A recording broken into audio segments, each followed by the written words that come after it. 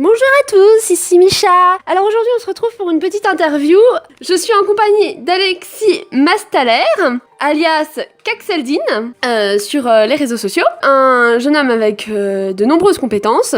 Comment vas-tu ? Nombreuses compétences, t'es sûr que tu me surestimes pas un tout petit peu là, mais je prends, mais j'en dirais pas autant. Ben je vais bien, sinon, et toi, tout va bien? Oui, ça va.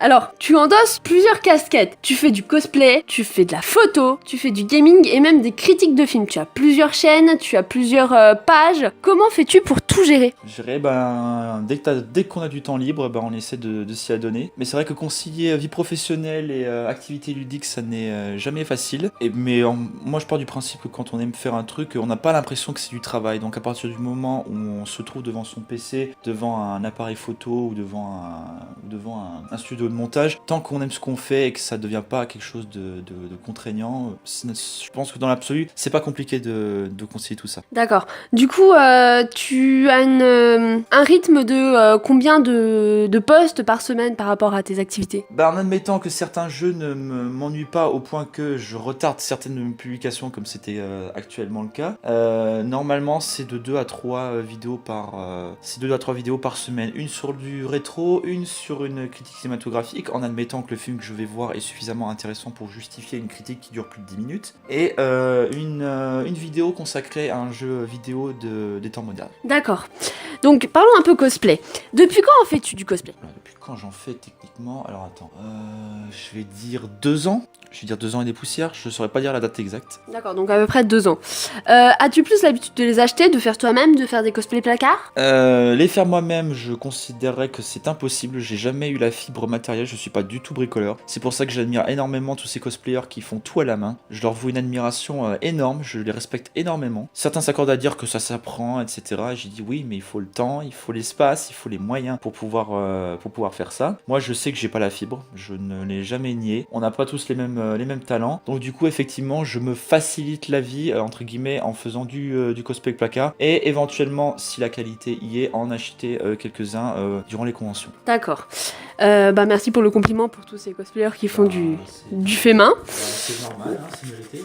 Alors, quel a été ton tout premier, premier cosplay que tu as acheté, que tu as porté du coup, le dernier que tu as terminé ou celui qui est en cours et le prochain que tu vas faire ? Le premier que j'ai porté, c'était le Joker au Comic Con 2015, il me semble, que j'ai fait à ma manière. Celui que je prépare.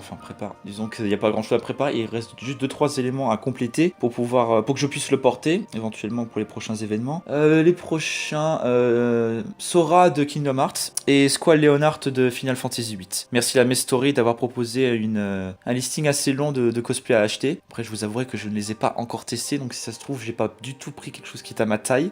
Ça serait la grosse mauvaise surprise, donc on verra bien, mais pour l'instant, je ne montrerai rien, pas de photos que dalle, j'attendrai d'avoir tous les éléments pour pouvoir le compléter intégralement. D'accord. Maintenant parlons photo. Depuis quand pratiques-tu la photographie et quel appareil utilises-tu ? Depuis quand je pratique la photographie?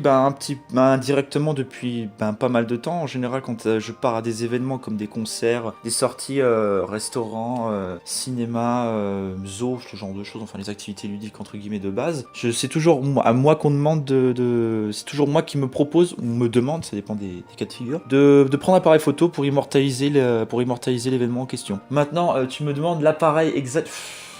C'est un Nikon hybride. Maintenant, si tu me demandes les références exactes, je ne les connais pas malheureusement. Il faudrait que j'ai la boîte devant les yeux pour pouvoir te dire. Et à moins d'être calé en photographie, même si je donne les références, à mon avis, si on n'aime pas le milieu, je pense pas qu'il y en ait beaucoup qui vont aller sur le net en disant alors Nikon hybride 3.2P un tel, ah ouais effectivement c'est celui-là, j'y connais rien. Donc je sais pas, moi-même j'ai été conseillé par un vendeur spécialiste lorsque j'ai investi dans cet appareil photo. Je lui ai très clairement expliqué ce que j'attendais de cet appareil en question, et du coup je suis reparti avec le côté hybride, c'est-à-dire le côté professionnel d'un réflexe, mais également le côté ergonomique et passe-partout d'un numérique. Donc je pense que pour un premier appareil photo vraiment professionnel, je trouve que je m'en sors pas trop mal avec ce hybride-là, et je suis ravi de voir que j'ai pas mal de bons retours. Ça donne du baume au cœur. D'accord. As-tu un type de photo que tu préfères faire? Par exemple, est-ce que tu préfères prendre des photos de nature, de faune, de flore, de modèles cosplay ou de modèles civils,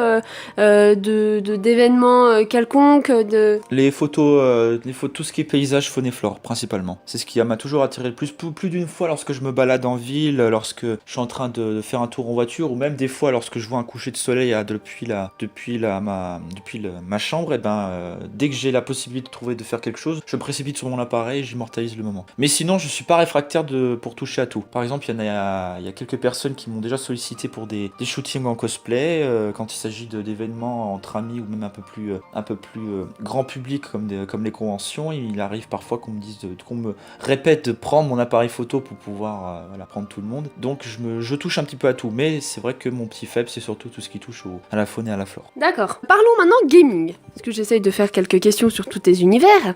Es-tu plutôt rétro ou plutôt jeu récent? Les deux. Auparavant, c'était surtout les jeux modernes pour le côté toujours content d'avoir des jeux vidéo de plus en plus perfectionnés, des beaux graphismes, un beau scénario, etc. Mais bon, quand on regarde certains gamers qui font dans le rétro, et notamment le rétro gaming pourri, et là je fais une grosse mention au joueur du grenier et à Fred et Seb. Bon, pour ceux qui suivent les youtubeurs, ça prend pas qui c'est, je pense que vous savez de qui il s'agit. Et du coup, je me suis dit, le rétro quand même, il serait peut-être judicieux de ne pas l'oublier. Sans la NES, la Super NES, la Sega, etc., il n'y aurait pas les nouvelles consoles actuelles. Donc il serait peut-être judicieux quand même de rappeler qu'il y a eu des bons titres à l'époque. Donc du coup, je trouve que c'est assez bien de concilier les deux. D'un côté, ressortir les anciens jeux qui ont fait les beaux jours des premières consoles, les mauvais pour se rappeler que des fois on faisait de la merde, et les actuels, parce que ça fait toujours plaisir de voir que les constructeurs continuent de développer les consoles de nouvelle génération, et de voir qu'on est de plus en plus ancré dans la réalité, plus que dans des jeux virtuels, quoi. D'accord. Donc tu fais des let's play sur les jeux que tu joues. Est-ce que tu ne fais des let's play que sur des jeux que tu connais, ou est-ce que tu essayes de faire des jeux que tu n'as jamais joué avant et que tu ne connaissais pas? Le contenu principal de ma chaîne, c'est surtout des jeux auxquels je joue et qui me tiennent à cœur, et auxquels j'ai joué lorsque j'ai commencé avec les premières consoles de salon. Mais si certaines personnes peuvent me suggérer des jeux auxquels je n'ai jamais joué et qui sont réputés pour être bons comme mauvais, je ne suis pas du tout réfractaire à l'idée d'en faire des let's play prochainement. D'accord. Alors, niveau film, donc tu es un adepte du cinéma, tu es un cinéphile, donc tu fais des critiques à la fois vidéo et sous format écrit, j'ai cru voir. Donc j'ai vu sur ta chaîne des formats vidéo et sur ta page des formats écrits. Quel est le format que tu préfères utiliser et pourquoi? Alors, format écrit, je trouve que j'en fais relativement peu ces temps-ci. Quand j'utilise le format écrit, c'est surtout parce que je n'ai pas le temps, ou ne considère que le film en question, j'aime pas trop employer le terme mérite, parce que c'est comme si je descendais littéralement un film et qui ne valait pas le coup. Disons que pour un film qui ne m'a pas suffisamment plu, je pense que ce sera juste utile d'en écrire 2-3 mots. Maintenant, tu me demandes ce que je préfère. Alors autant je remonte quelques mois, voire quelques années en arrière, le fait de me mettre en avant sur des réseaux sociaux, sur YouTube, sur ma chaîne, pour critiquer des films, jamais j'aurais considéré la chose, parce que j'en ai peut-être pas l'air, mais j'ai quand même je suis quand même assez réservé. Je travaille encore là-dessus. Beaucoup s'accordent à dire que ça ne se voit pas, surtout quand ils me rencontrent une première fois, ce qui prouve que ma thérapie entre parenthèses fonctionne. Mais j'ai encore du travail à faire là-dessus, c'est comme tout. Du coup, concrètement parlant, je préfère utiliser maintenant le format vidéo. Surtout, et en plus c'est d'autant plus voire aussi efficace de faire une critique vidéo quand justement on a au moins un membre de sa famille qui se propose délibérément pour faire des critiques à deux. De ce côté, de cette façon, la critique vidéo est plus un débat qu'une véritable critique purement et majoritairement subjective. D'accord, je vois. Du coup, tu vas au cinéma assez régulièrement, genre toutes les semaines Oui, toutes les semaines. Oui, toutes les semaines, effectivement. Minimum. Parce que ça rejoint ta question sur la chaîne. J'essaye de sortir au minimum une critique par semaine. Ce que je ne fais pas forcément, soit par manque de temps, soit parce que les films qui sont sortis, que je suis allé voir, ne justifient pas une critique vidéo. Je vais quand même pas sortir une vidéo qui dure genre moins de 5 minutes, alors que ça n'intéresserait peut-être pas forcément quelqu'un d'entendre ce que j'ai à dire pour si peu. Et des fois, il n'y a aucun bon film qui sort, donc du coup, je reporte ma critique à la semaine suivante, ou des fois, il peut y avoir des retards pour raison X ou Y, mais en général, oui, j'y vais une fois par semaine minimum, histoire d'avoir du contenu et d'avoir des choses à dire sur les sorties actuelles, quoi. D'accord. Dernière petite question.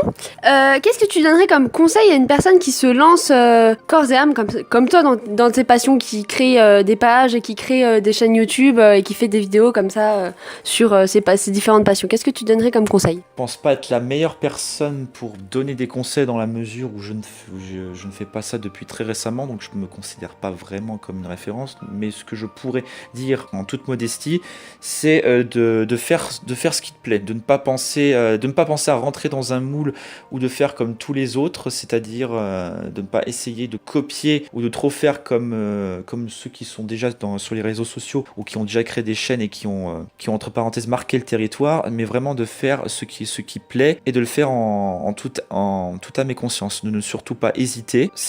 Comme chez tout le monde, les débuts sont mitigés, il y a des erreurs qui sont commises, il y a des imperfections qui demandent qu'à être améliorées, mais ce que je leur dirais, c'est avant tout de s'amuser, de prendre plaisir à ses passions et surtout, et si vraiment ça fonctionne, de continuer à toujours aller plus loin, de s'améliorer et ensuite éventuellement transmettre cette même passion à d'autres. D'accord, merci beaucoup. Donc Caxeldine sur YouTube, je mettrai le lien en description. Et donc sur les réseaux sociaux, sur Facebook, les noms de pages sont différentes. On a une pour chaque activité aussi, c'est ça? Une pour chaque activité. Disons que j'utilise à peu près tous les réseaux sociaux, mis à part certains où l'activité est beaucoup plus occasionnelle. Majoritairement, oui, c'est Caxeldine pour à peu près tous mes réseaux sociaux, que ce soit sur Instagram, sur Facebook, mais surtout pour mes pages, les pages consacrées au cinéma, au gaming et à la photo. YouTube pareil. Et quel autre réseau social j'aurais oublié? Ah oui, quel réseau social j'aurais oublié? Twitter pour Caxeldine. Sinon, Snapchat, je pense pas que ce soit très utile pour moi de vous les donner parce que je m'en sers pratiquement jamais. Et puis sinon, est-ce que ça intéresserait éventuellement quelqu'un que je donne mon PSN, si ça intéresse certains gamers à la limite? Réponse dans les commentaires. Eh bien, merci beaucoup pour m'avoir accordé du temps. Et puis, allez voir sa chaîne, allez voir sa page et allez mettre un petit pouce bleu, commenter et donner votre avis sur ce qu'il fait. Peut-être donner des conseils, peut-être dire que c'est bien, pas bien. Voilà. Et puis, bisous!